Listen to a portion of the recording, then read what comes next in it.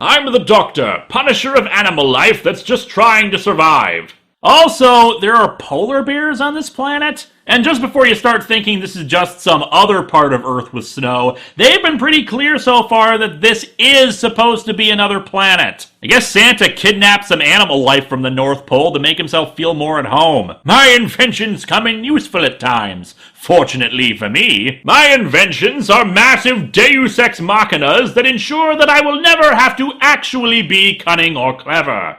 They start heading back to the TARDIS, but Jillian spots our antagonist, the Demon Magician. You are right! Magician of the Forest at your disservice! Ha ha! All your work will be in vain. I shall see to that. I hate Christmas for no adequately explained reason and must destroy it. Yeah, there is absolutely no explanation for what the hell this thing is, why he wants to stop toys from going out, or what the hell his magic is.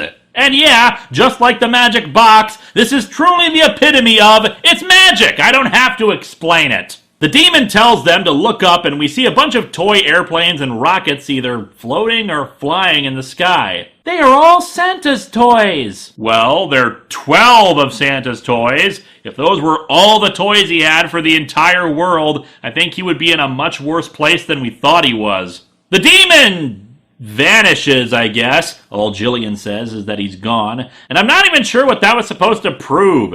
Did he just now steal those toys? Or are those ones he stole previously? Why did he only steal planes and rockets? We clearly saw different toys in the shop. The Doctor says they need to get back to the TARDIS before the demon does anything else, but the demon materializes a large wall in front of them that stretches across the distance. Ha ha! Ha ha! Foiled again! You won't get over this wall, just you see! Ha ha ha!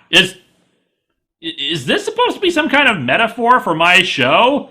Some cackling weirdo with overly dramatic clothes sitting on top of a wall with vaguely defined magical powers. The Doctor proclaims he has an idea. And then narration panel time. In helping Santa Claus with his production of toys, the 3 time and space travelers have come up against the Demon Magician. Yes, the Demon Magician, as opposed to all those imitator demon magicians. The Doctor points to a nearby squirrel and uses the magic box to grow the squirrel giant-sized so they can ride it. The squirrel is perfectly okay with this. Hell, the thing is really unafraid of humans as it is, considering how close it got to them before they made it grow into the size of a horse. The 2 kids easily get on, but the Doctor is having issues. It is not quite as simple as that. Ah yes, I think I'll try it. I only hope I don't tail off. Hee hee! Slap yourself very hard in the face, then leave. So yeah, Doctor Who and his 2 grandchildren are riding on a giant squirrel over a wall created by a demon magician who wants to stop Santa Claus from using a magic box to duplicate toys on an alien planet. This may be the most insane Christmas special I've ever seen. And I've seen a Christmas special about 3 Wookiees watching porn, little tiny people dancing, and cartoons about their relatives. Once over the wall, the Doctor uses the magic box to shrink the squirrel back to normal size. Well then why couldn't he have just shrunk part of the wall? Well done, squirrel! Here are some nuts as a reward! Nuts that I just happen to have on me for some reason! And so our heroes proceed away from the wall and the demon magician, who impotently shakes his fist at them. You think you're clever? Just you wait! Shake harder, boy! Arriving back at the TARDIS, they find some presents attached to it, along with a note from Santa. He says he has to head off to make his deliveries. Was it supposed to be Christmas Eve this whole time? And thanks them for the TARDIS models. Wait, when the hell did he get them? The Doctor was on his way back with them when he was taken by the polar bear. Did Santa just find the models in the middle of nowhere without the 3 and just shrugged off their disappearance? No wonder the elves quit. John says they should head out now, but the Doctor says they're not done yet. The demon magician is still at large. I could have dealt with him back at the wall, but... ooh, I'm feeling really tired from that squirrel ride. You kids go do it. They travel into a nearby forest and come across Frosty the Snowman here. Look, John, what a lovely snowman! Ooh, what fun! Oh, what fun it is to stare at someone else's snowman! Come to think of it, John said, what fun, at the beginning of the comic too. Is that just his catchphrase? However, when they get too close, the snowman wraps its arms around them. Aw, Frosty just wants a hug.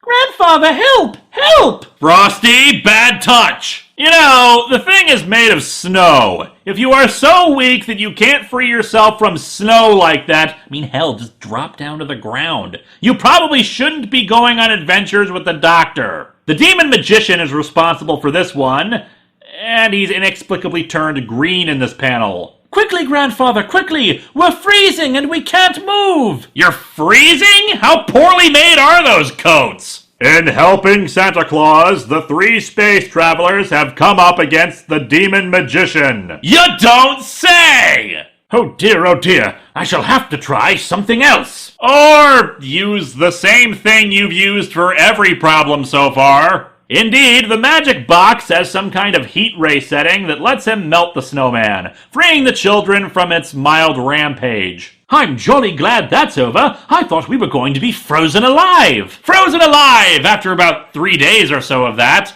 Fortunately, my dear child, a lot of my inventions have other uses. For example, it can also be used as a bong, much like the one the writers used when they came up with this story. And once again, the demon magician shakes his fist at them. And despite the fact that the entire reason they were in danger, quote-unquote, from that snowman was because the doctor said they had to deal with the demon magician, they just leave the demon magician behind once more and walk away. I can see that we are going to have to set a trap for this, magician fellow. He was right in front of you! Jillian notices a large snowball rolling down a hill towards them, cartoon style. My guess is that the demon magician is hiding in it. I'm assuming that he's inside of it instead of just manipulating it from afar like he has the other times because... feeling tired, I better sit down. He tells John to run inside the toy shop and get a model rocket, which is odd considering I would have thought Santa would have brought them all with him. Even stranger is that they have enough time to grab one considering how close the thing looks to be. But yeah, he's able to get it, and apparently this rocket has a tiny trap door in it. As such, the doctor uses his magic box to shrink the snowball, and the demon magician inside of it, and lets it go into the rocket's trap door. I used to be quite good at bowls, you know, at one time. Hee. Yeah, that sure is funny, Doctor. Except, of course, that this is the exact opposite of bowling. You are having an object coming towards you instead of throwing it, and you want it to go inside of a hole. Let me out! I'm trapped! Let me out! Not at all! You've been very busy around here, so I think you deserve a little ride. To hell! And yep, the doctor lights up the model rocket and it goes flying up into the air, no doubt sending the demon magician to his death when he crashes. Our heroes, everybody! And so our story ends with the lights in the sky forming out to say, Happy Journey to TARDIS. Considering Santa left ages ago, I can only assume the rocket exploded and formed into fireworks that created those words, with the demon magician's remains falling from the sky too. This story is weird and it sucks. I've got to be honest, I'm not disturbed by the presence of the Doctor's 2 grandchildren or him being named Doctor Who. It was 1965. They hadn't really hammered out all the details by that point. Hell, I'm not even upset that they met Santa Claus. It's cute and could have just been a fun story for the kids if they had to fight off some Grinch or the like.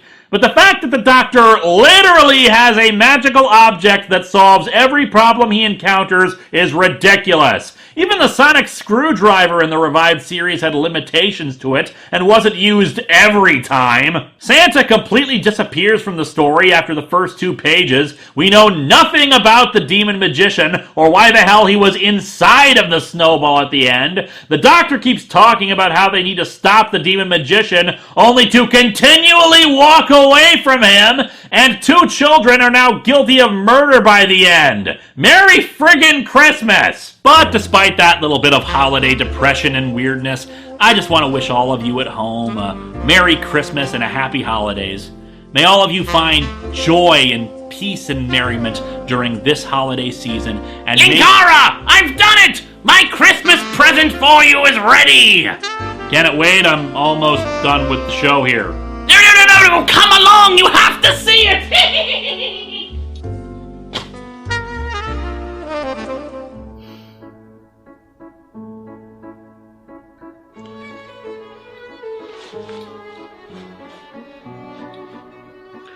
Okay. Do you want to walk me through the thought process here? Well, I wanted to give you something nice for Christmas, and a few weeks ago you mentioned how those foam walking lizards were a big part of your childhood, so... So, you decided to bring one to life. In retrospect, it does seem like kind of a leap from point A to point B. This is not point A to point B. This is point A to point New Jersey. They are not even in the same class as one another. So, you don't like it? Well, I'm not saying that. I just wish you wouldn't play God around Christmas time. So, when is a good time to play God then? Never would be nice. How did you even do this? With science! Right. I don't suppose you'd care to be more specific? Well, altered some reality fields, mixed in a few chemicals and drugs, and some other fiddly bits that I really shouldn't tell you about. Also a magic box. The new year is going to be hell, I just know it. Well, at least you'll have a little friend now to help you. Isn't he adorable? I'm a woman. You have created life from foam and wire. I am going to start walking now, and I don't know when I will stop. Merry Christmas! So, how's life treating you so far? Do I have a big metal wire sticking out of the back of my neck? Yep, totally integral for your spine to work. I'm gonna need a cup of coffee. I am the granter of Christmas miracles! Science bless us, everyone!